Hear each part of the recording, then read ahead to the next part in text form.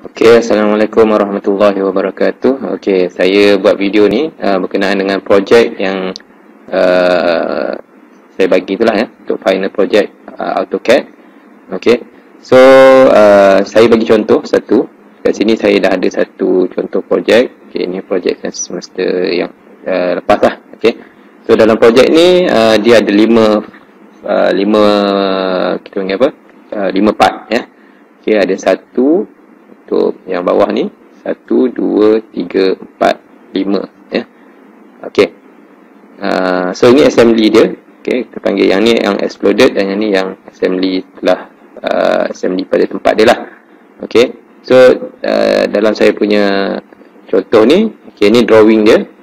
Ni single part punya drawing. So kita ada part 1 box pivot ni. Number 2, part 2 handle. Part 3 post handle. Okey.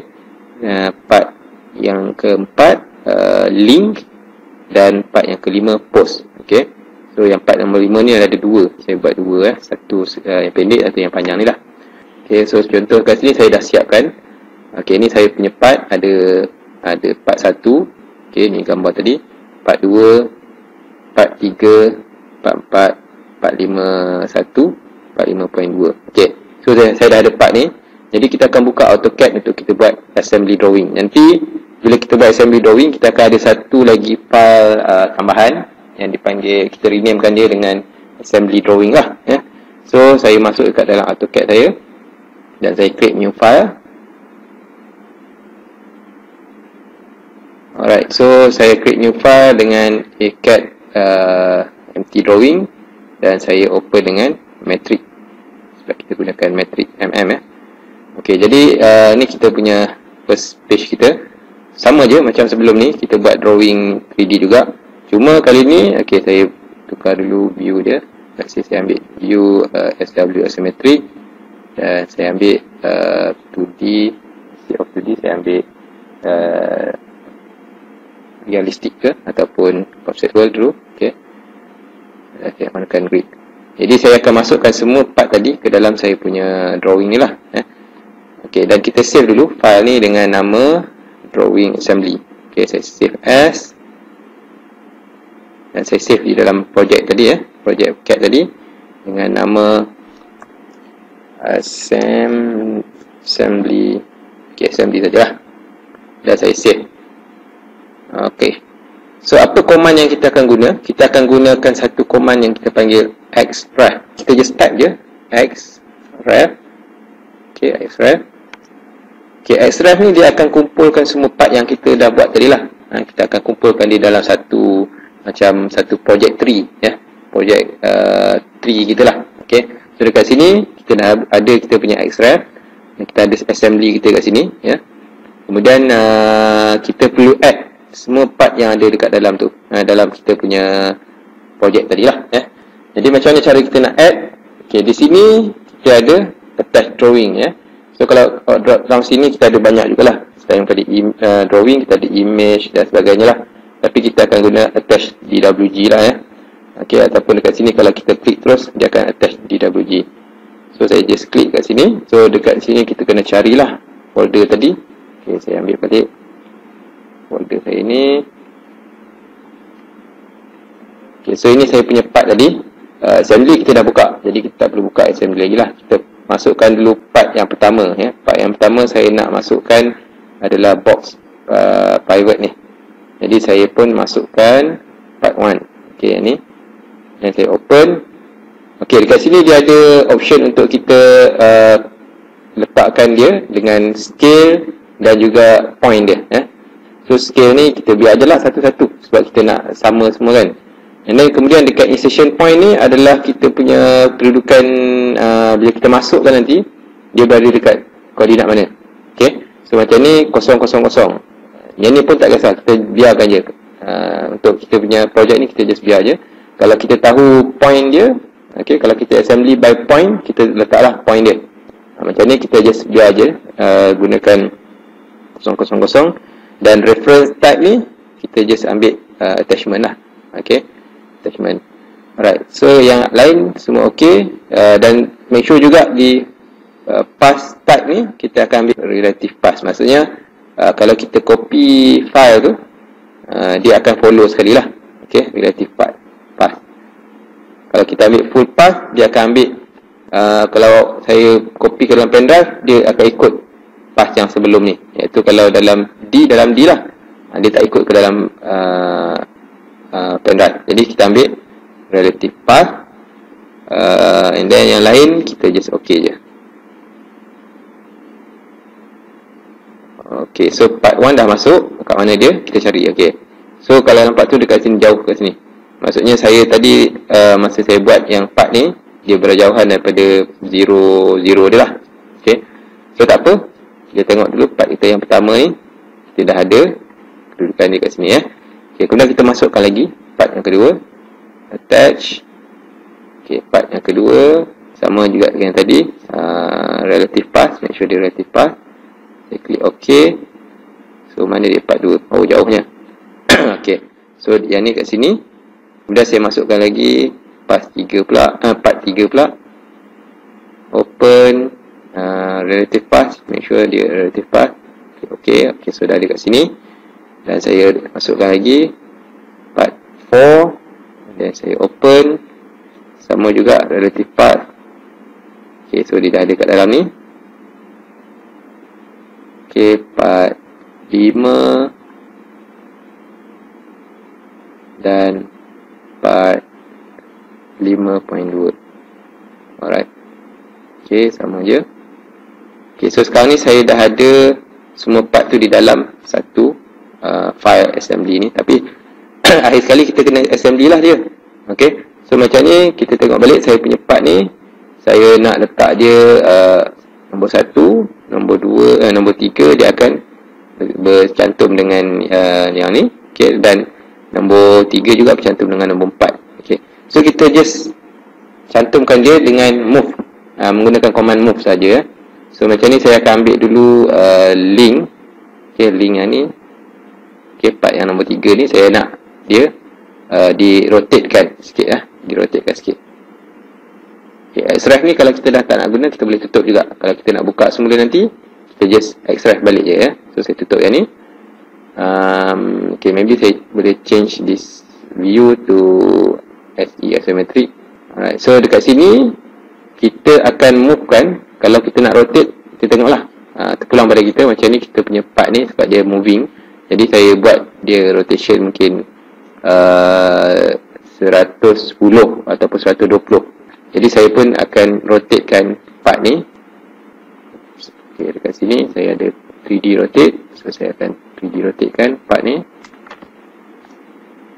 Okay, so saya nak rotate dia ikut yang hijau, axis hijau, iaitu axis Y. Alright, so dia boleh rotate lah. Jadi saya ambil 80. Yes. So dia bergerak berpusing ke arah 80 ni lah. Okay, dan saya escape. Jadi saya nak okay, lebih kurang lah macam ni.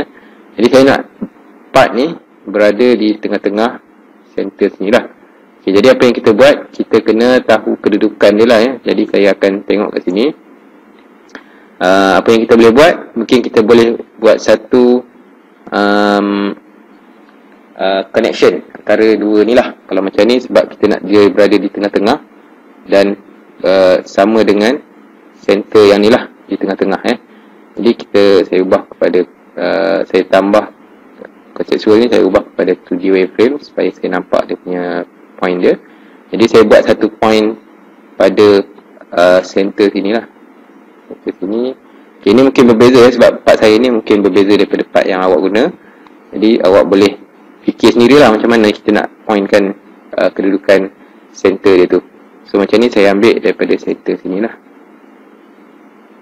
Okay, saya sambungkan garisan ni ke sini. Alright. Okay, jadi saya akan matchkan, movekan daripada midpoint yang ni dengan midpoint objek yang ni. Okay, so saya akan movekan point part yang ni lah. So saya just ambil command move. Okay, this object. Dan saya akan ambil midpoint garisan ni. Dan saya akan bawa dia ke ke part ni tadi. Okay, ke midpoint garisan ni pula. Alright, okay, dapat tak? Okay, kat sini. Okay, that's it. Okay, so kalau kita tengok kat sini, saya punya part ni dah masuk ke dia punya ruang tu lah, ya. Okay, so kalau saya buat balik pada realistik, ya, ambil realistik. Okay, kita akan nampak part saya tu dah berada di kedudukan dia, ya. Okay, kedudukan dia macam tu. Okay, and then saya nak masukkan saya punya apa lagi? Okay, so yang ni tadi kita ada tengah-tengah ni mesti ada pin lah. Jadi saya masukkan pin nombor 5 ni. Okay, pin nombor 5 ni saya akan masukkan yang panjang. Sorry, yang panjang. Yes, yang panjang. So saya akan ambil pin yang ni. Apa yang saya kena buat, saya kena rotate dululah dia. Rotatekan. Okay, merah ni. Okay, saya akan rotatekan dia 90 darjah ke atas. Alright, 90 darjah. Okay, kemudian saya pun sama macam tadi. Apa yang saya kena buat, saya buat satu saya akan buat satu garisan sebagai guideline kita. So saya ambil pada sini guideline ke sini. Okay, saya ambil midpoint. Saya akan ambil midpoint objek ni untuk saya move kan. Saya ambil midpoint. Okay, saya move kan dia ke dalam SMD kita. Mana SMD? Alright, ni. So dekat sini tadi kita pun ada juga midpoint di garisan ini tadi. Alright, that's it.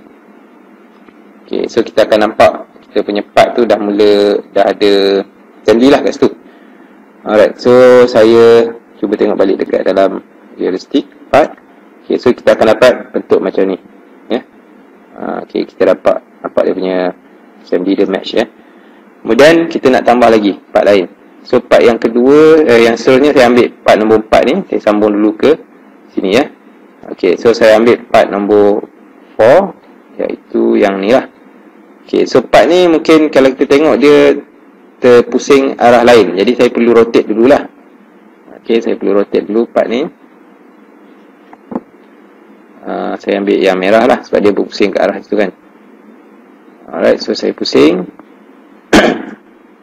Dan akhirnya kita move kan lah. Okay, macam tadi. Tapi sebelum kita move, kita make sure kita ada point untuk connectkan dia antara dua ni. Okay, so sekarang ni yang ni saya akan connectkan dia dengan lubang yang dalam ni pula, kan? Jadi apa yang saya buat, kena buat satu garisan guide dia di dalam sini. Sini ke ujung sini.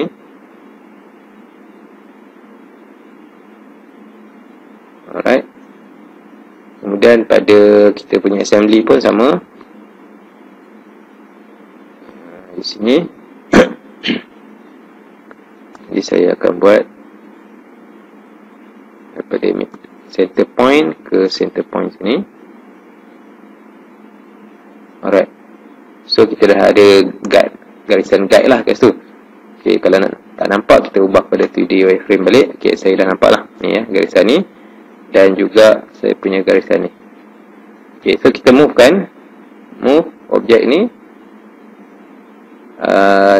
dengan ambil midpoint garisan ni. Mana dia midpoint dia? Okay, make sure kita dapat midpoint betul. Okay, this one. Dan kita bawa dia ke dalam kita punya assembly lah. Okay, assembly saya yang ni. Okay, itu garisan ni tadi. Jadi saya akan ambil midpoint untuk garisan ni. Alright, so kita dah jumpa. Jadi kalau saya ubah balik kepada view realistik, kita akan nampak dia totally match lah kat situ kan. Hopefully dia akan totally match kat situ.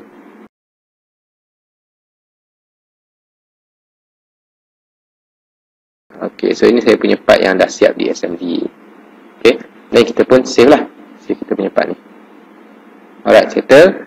Okay, so saya nak terangkan sebab apa kita menggunakan Xref sebagai kita punya assembly. Kelebihan kita buat Xref tadi adalah bila kita dah buat ni tadi, okay, let's say saya tutup lah. Yang ni saya tutup. Okay, Okay, let's say saya open file, single file tadi. Contohnya saya buka part 1 ni. Okay, saya buka part 1. Dan saya ada buat perubahan pada part 1 ni. Dia akan ubah juga pada assembly tadi. Okay, contohnya saya nak ubah part ni, dia punya material dia di view. Kemudian kita ada bukan sini. Kita ada di bahagian palette ni. Kita ada material browser. Okay, so saya boleh klik pada material browser ni dan saya boleh ubah part ni. Let's say saya nak part ni adalah dibuat daripada bahan lain lah. Contohnya saya nak buat daripada bahan okay, kat sini kita boleh pilih lah, sama ada kita nak ceramik ke, konkrit, fabric, floor ya. So contohnya saya nak ambil ni sebagai stone. Okay, stone. So ya, benda ni, part ni dibuat daripada stone lah, contoh lah ya. Okay, jadi saya pun akan ambil stone yang mana ya. Let's say saya ambil yang ni lah. Okay, so yang ni kita just tarik je masuk ke, kita attachkan pada part tu. Okay, so sekarang ni part ni dah jadi material apa tadi, expose aggregate ni. Okay, so macam mana kita nak tengok dia dalam real punya keadaan, kita boleh ubah daripada pada sini view ni. Macam sekarang ni dia adalah shade of grey, jadi saya klik kat shade of grey ni, saya ubah kepada realistic. Okay, so saya akan nampak lah part tu dia berubah. Okay, cuma yang ni sepatutnya saya kena union ya. Saya lupa nak union lah ni ya, jadi saya akan unionkan solid part ni. Okay, so both part ni sepatutnya adalah aggregate ni tadi. Alright, so macam ni. Tapi part ni mungkin tak nampak clear sebab sepatutnya kita buat dia besar lah. Kalau besar dia akan nampak clear shape yang betul lah ya. Okay, macam ni sebab saya punya part ni kecil je, jadi saya ambil yang lain lah. Okay, yang ni lah. So ni part saya. Okay, saya dah settle. Ada garisan ni saya tak nak, saya buang lah garisan ni. Alright.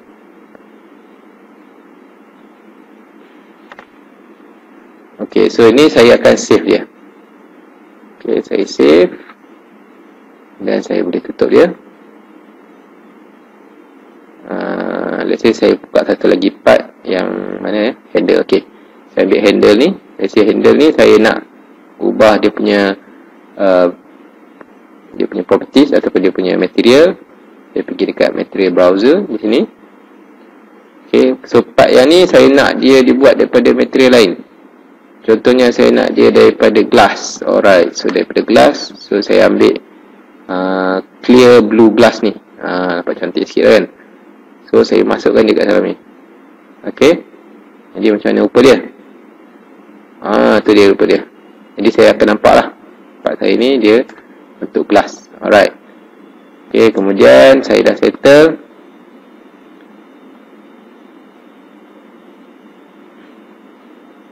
Okay, saya pun save lah part ni. Okay, saya tunjuk dua je part. Okay, awak boleh buat untuk semua part lah. Okay, even kalau shape je pun kita ubah. Okay, contohnya kita ubah shape dekat sini, nanti kita akan tengok dalam assembly ni dia akan berubah, dia ikut sekali. Okay, so saya buka assembly. Alright, so ini assembly saya tadi. Okay, saya ubahkan view dia kepada realistic. Okay, kita mungkin tak nampak lagi. Okay, so kita terus nampak lah ni. Ya, kita terus nampak. So kita akan nampak part ni tadi yang saya buat guna glass tadi. Dia ubah juga kat sini. Even kalau saya ubah dia punya bentuk shape dia pun dia akan berubah juga ya. Okay, contohnya kalau saya ubah dekat part yang sini tadi, saya pecah, saya buat lubang ke, tambahan lubang kat sini, dia akan lubang lah. Okay, so ni that's why kita gunakan assembly lah.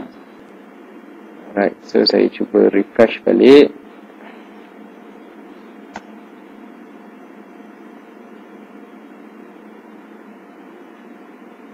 Okay, jadi kita kena ambil shaded. Yes, shaded. That's it. So kita akan nampak view objek kita tu dah berubah lah. Okay, so macam tu cara kita nak buat kita punya assembly lah. Okay, kemudian awak perlu buat part setiap tu tadi awak kena hasilkan drawing 2D dia juga. Maksudnya di setiap part tu awak kena buatkan drawing part dia lah. Okay, sama ada awak boleh buat di sini, di dalam SMD juga awak boleh.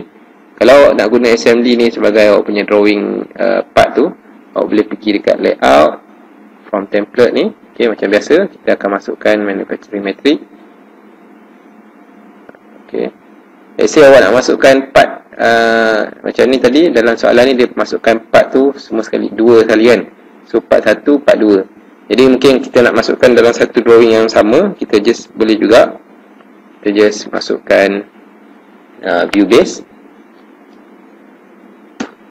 Okay, view base from model space. Okay, instead of kita ambil model space dekat sini, kita jangan klik lagi, kita klik pada select di bawah sini. Okay, select. Jadi kita akan select part yang kita nak buat dulu. Contohnya saya nak handle dengan mana tadi? Box dengan handle. Jadi saya akan ambil dulu box lah. Okay, cuma dekat sini dia dah terselect semua sekali. Okay, jadi kita nak deselect dia, kita just tekan shift, okay, button shift dekat sini, dan kita select one by one yang kita nak buang. Alright, so contoh yang ni saya buang yang ni 1, 2. Alright, lagi mana?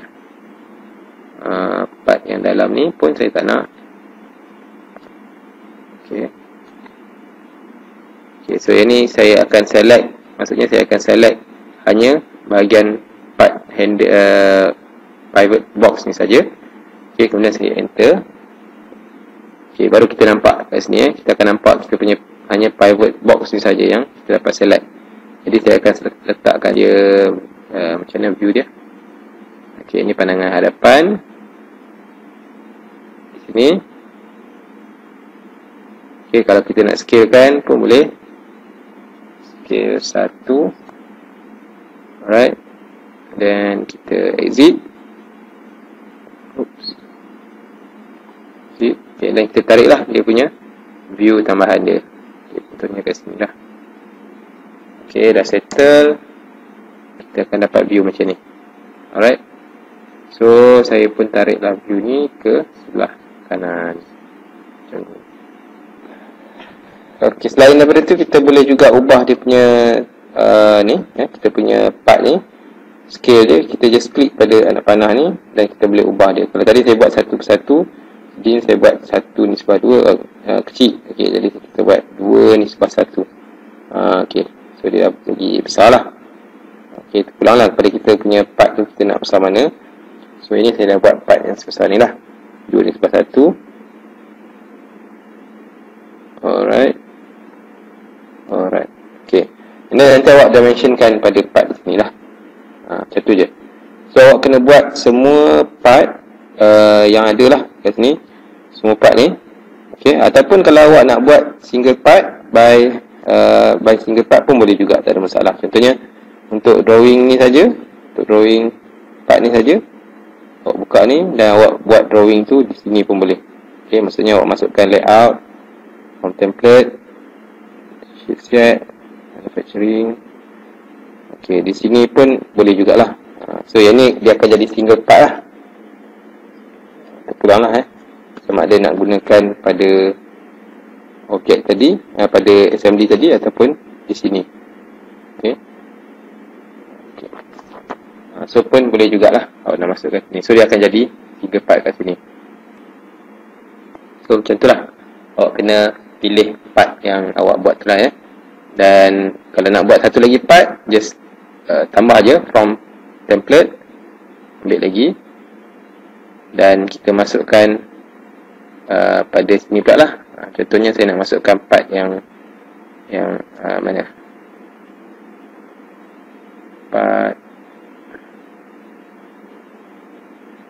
part yang sini pula part yang ni. So saya just masukkan pada saya punya SMD ni. Alright, so saya buat view base. Okay, from model, dan kita select, dan saya select tekan shift dan saya select by window untuk deselect semua sekali. Kemudian saya select objek yang ni saja. Okey. Jadi kita masukkan objek ni saja di dalam kita punya drawing. Contohnya yang ni dia punya view macam tu kan. So saya just masukkan dekat sini. Scalekan dia kepada 2 contoh. Okey. Kalau nak besar lah. Dan saya tarik dia punya pandangan daripada top ataupun daripada bottom dia. Okey, that's it. So sama juga untuk part-part lain awak boleh masukkan di sini ya. Terpulang pada kita lah. Kita nak susun dia macam mana. Okey. Okey, so itu saja untuk drawing part hari ini. Kita kalau ada soalan awak boleh tanya teruslah dalam grup ataupun dalam personal saya lah. Okey. So terima kasih. Assalamualaikum warahmatullahi wabarakatuh.